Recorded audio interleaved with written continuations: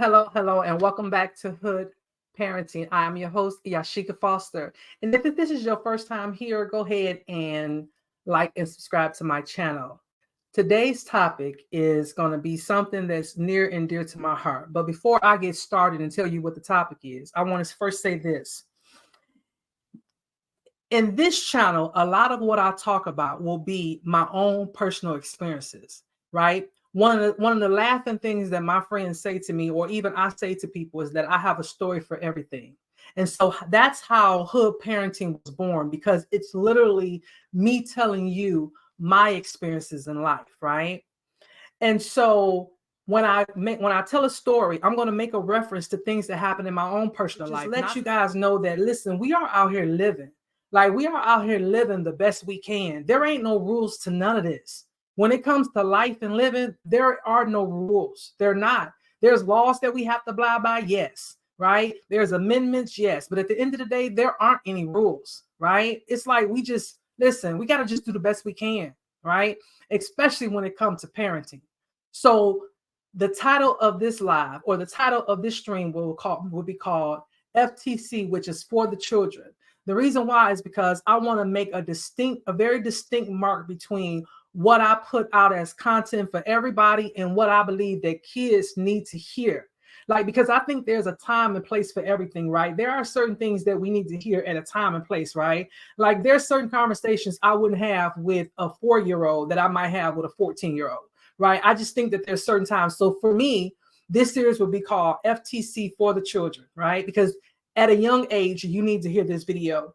So this particular video will be called Parents Aren't Telling You Things to Hurt. We're telling you things to keep you from hurt. And I'm going to say it again. And this is to the children. We as parents, we are not telling you things to hurt. We are telling you things to keep you from hurt.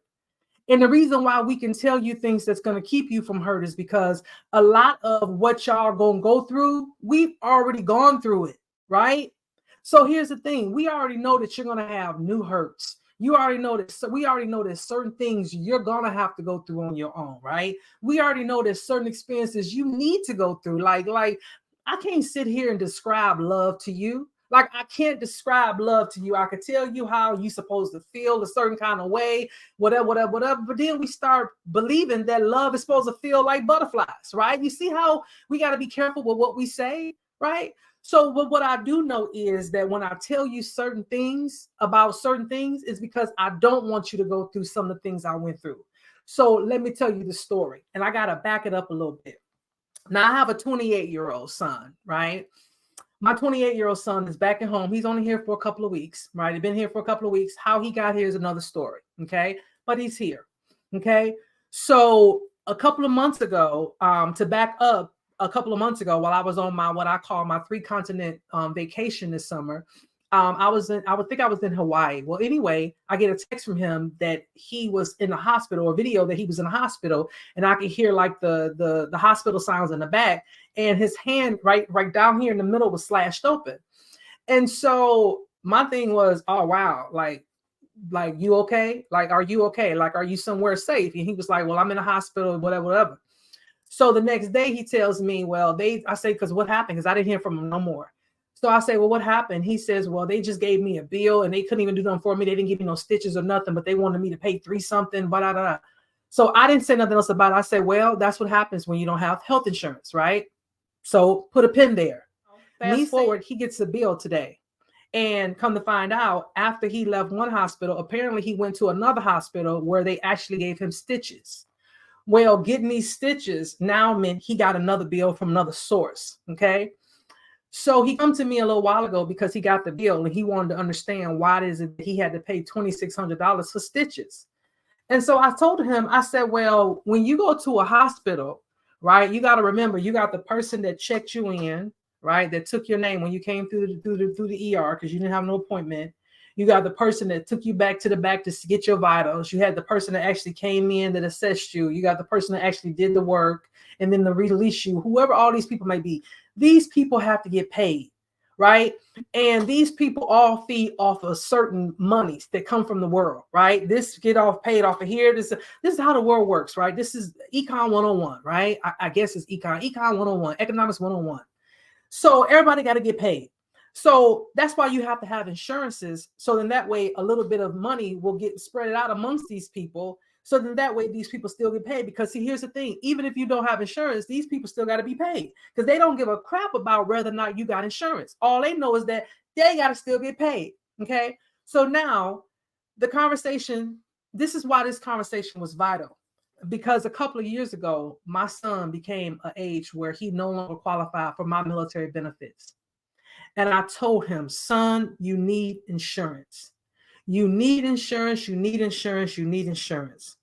Especially once he graduated, because what happened was initially Obama had made it where as long as a child was still in college, that they could still be on their parents' insurance. So there was a period where my son wasn't in college. So therefore, if he fell off, but when he returned to college, he could have got back on, but he didn't.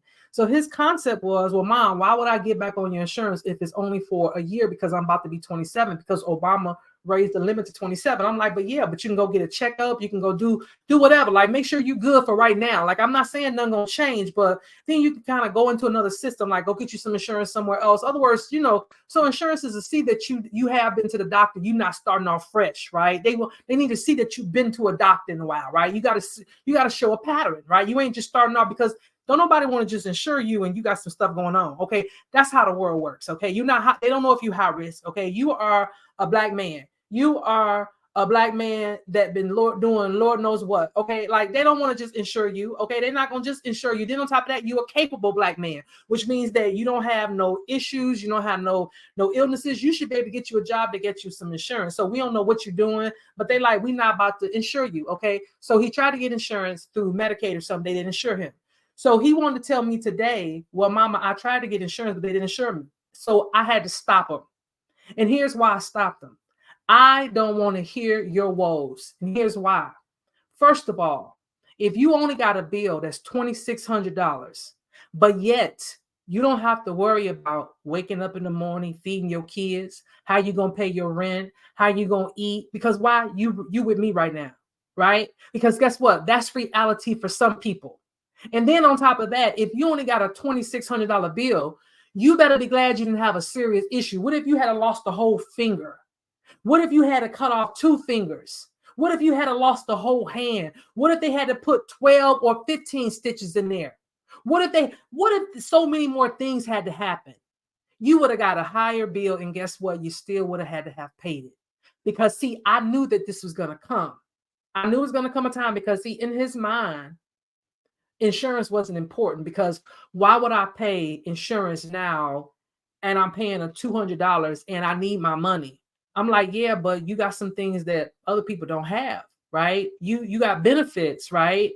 Like you going to college for free, benefits that other people don't have.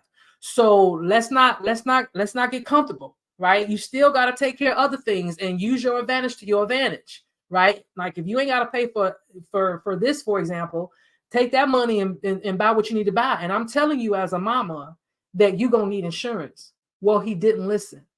And now he's upset because he has a $2,600 bill. And the reason why I wanted to make this video, not to put my son on blast or anything like that, because it's a lesson learned for everybody, because as a mother, I do want to fix it. Now, will I fix it is another story. Right? But I will tell you what I told him. And this is what I told him. Because I have a 20-year-old. So they're 8 years apart. And then I have a 9-year-old, my 9-year-old daughter, right? Because I got 2 boys from my marriages, right? I was married when I had my sons. And now I have my 9-year-old daughter, who's my adopted daughter that I've had since she was 2 weeks old. I'm raising her as a single parent. I've never been a single parent before. Like, I literally do not have a male role model in her life at all. Like, there is not a male role model in her life, not a consistent one, right?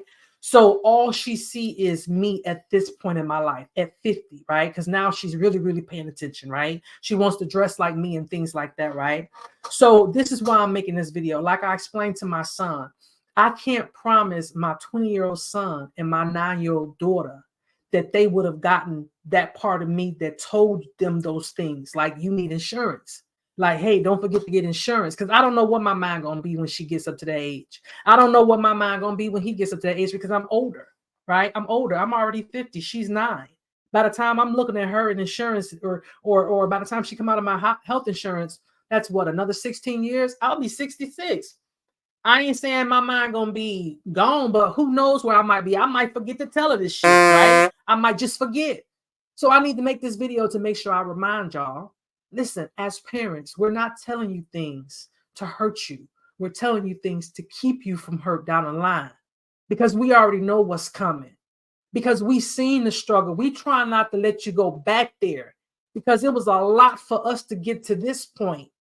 Right? We've been through something to get here. I ain't saying we made it, because we still out here trying to figure it out.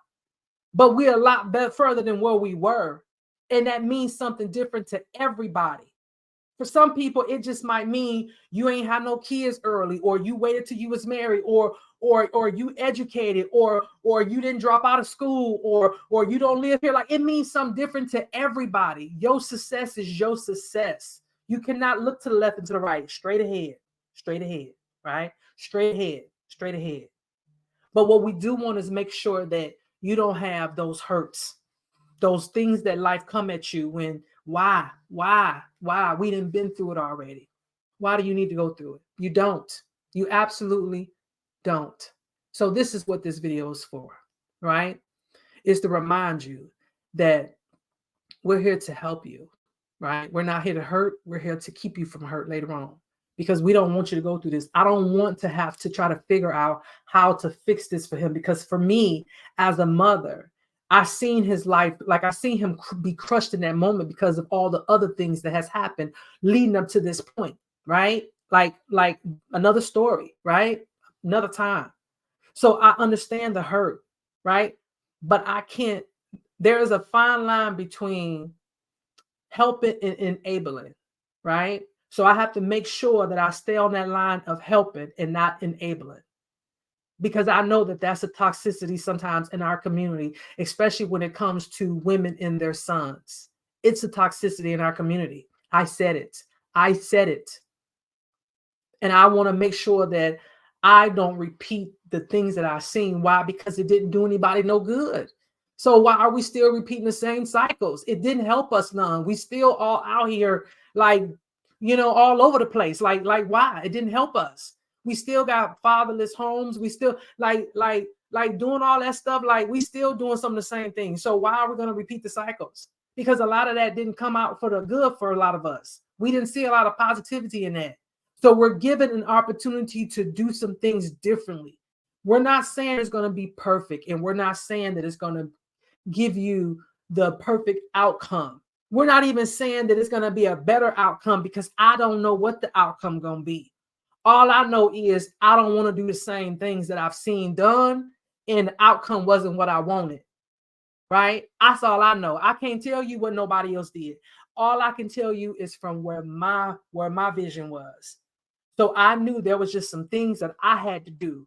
I'm not saying it was going to work out better or worse. All I knew is for my life, right? And that's it. That's all this is for.